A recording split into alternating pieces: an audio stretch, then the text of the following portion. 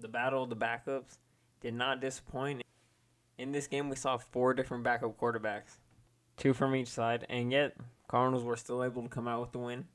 Now, this was a very impressive Cardinals win. Not just because we didn't have Kyler Murray playing. We were down so much. We lost way more weapons than the Rams had lost. And it just wasn't looking very good for us. Now, ultimately, we did come up and we did come through. We ended up winning by 10.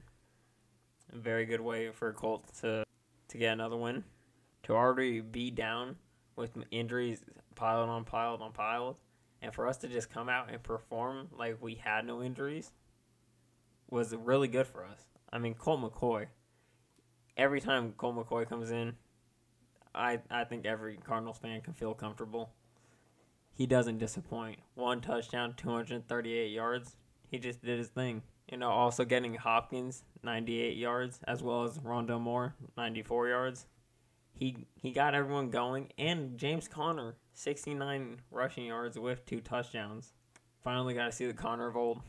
And yet, through all of that, the most impressive person on our offense was arguably A.J. Green, getting a whole 10 yards and a touchdown, and caught both balls that went his way. Honestly, MVP candidate. But jokes aside, that was a very good performance from A.J. Green, and it's good to see him actually find someone that he can work with in this offense. Now, offensively, we did lose Zach Ertz. It's terrible. We can't be losing him. So he did get carted off. We do not know about his injury, but hopefully he's fine and doesn't have to miss too much time. But onto the defensive side, this was a very, very good game defensively. Now, the Cardinals let up 17 points. The last drive doesn't technically count in my opinion, but we'll count it. We let up 17 points, which for Rams, really good. Now, I understand they didn't have Matthew Stafford. We didn't have Kyler Murray. Fair game. But they still had Cooper Kupp, which we held Cooper Kupp to -1 yard. No one has ever done that. That is his career low. No one has ever done that. And especially with no Byron Murphy, that's very impressive from this defense. And a very good way to bounce back after last week. Now, we did also have an interception from none other than Budda Baker. He's just the heart and soul of this team. No one can deny him. He's supposed to be out 3 weeks. Came back in 3 days. He's just built different. Also, Myjai Sanders forced a fumble and got a sack, which, huge play for us. Should have been a touchdown. Got called dead. Anyways, though, as well as Zach Allen and J.J. Watt both putting up sacks from a pretty good game all around, from a very impressive game from this defense. Now, we did see a lot of people step up, though. As I mentioned, though, Myjai Sanders did have a big game for himself.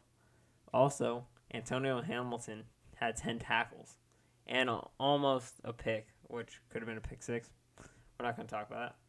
And so did Simmons. Isaiah Simmons had the tip that allowed Budda Baker to get his interception. And he also had 7 tackles, a very big game for him as well. But this defense was just clicking on all fronts, and we're able to hold this pretty high-powered offense. Also, I think we got to give credit to Tristan Vizcaino. I don't know how to pronounce it. He was our kicker today. Matt Prater was ill, couldn't play. He came in, made every kick, went 2 for 2, and made every PAT. Put him on practice squad. I'm not sure what we got to do, but with Matt Prater being out, keep him there. Keep him on the team somehow, because Cardinals don't find kickers like this. But ultimately, this mentality on this Cardinals team just looked different today from prior games, especially last week. We had to go into division rivals' home and had to beat them, and we did. We went in and did just that in a very good fashion, I might add. But you can tell something just changed in the locker room. Probably Budda Baker.